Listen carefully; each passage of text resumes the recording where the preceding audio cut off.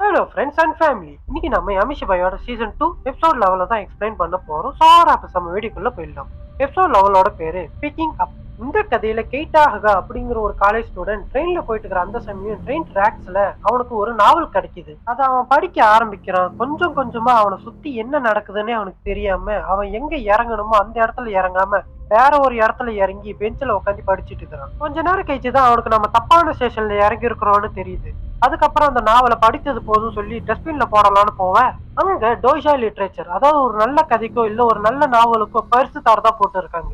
So அதை பார்த்ததும் இவனுக்கு ஒரு யோசனை வருது. இந்த நாவலை நாம தான் எழுதணும் சொல்லி கொடுப்போம் அப்படின்னு சொல்லி ஒரு ஐடியா வருது. அதுக்கப்புறம் அவனோட வீட்டுக்கு ஒரு போன் கால் வருது. அதுல கங்க்ராச்சுலேஷன், நீங்க இந்த டோன்சாய் லிட்ரேச்சர் ஜெயிச்சிட்டீங்க, நீங்க தான் இந்த நாவலை எழுதினீங்கன்னா சொல்லி கெய்டா கிட்ட கேட்க, கெய்டாவும் ஆமா நான் தான் அந்த நாவலை எழுதுன்னு சொல்றான். அதுக்கப்புறம் கெய்டாக்கு அவார்டு கொடுக்கணும் சொல்லி மேடைக்கு வர சொல்ல அங்க ஆடியன்ஸா உட்காந்து இந்த எல்லாரும் எலும்பு கூட உட்காந்து கெய்டாக்கு கை தட்டிட்டு இருக்கிறாங்க. இங்க இருக்கிற எல்லாருமே எலும்பு கூட கெய்டாக்கு தெரியுறாங்க.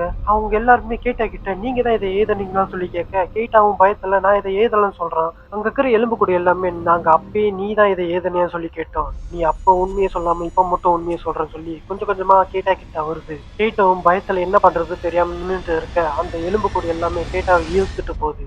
அண்ட் இதோட இந்த எபிசோடு முடியுது. ஸோ இந்த எபிசோடு உங்களுக்கு எப்படி இருந்ததுங்கிறத மறக்காம கமெண்ட்ல சொல்லுங்க. அடுத்த ஒரு வீடியோல இருந்து உங்களே நான் சந்திக்கிறேன். பாய்.